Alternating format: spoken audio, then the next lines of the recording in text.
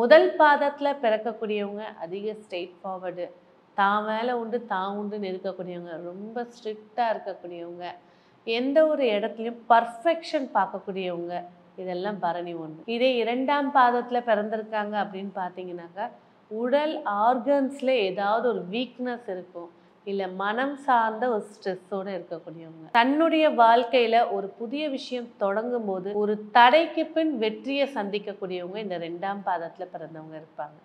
முக்கிய அவயங்களாக சொல்லணும் அப்படின்னு பார்த்தீங்கன்னாக்கா, கிட்னி, உடலில் இருக்கக்கூடிய நீர்த்தன்மை அப்படிங்கிற விஷயம். அப்போ மூன்றாம் பாதத்தில் பிறக்கும்போது பார்த்திங்கன்னா சுத்தமாக பிஸ்னஸ் நோக்கத்தோடு இருக்கக்கூடியவங்க.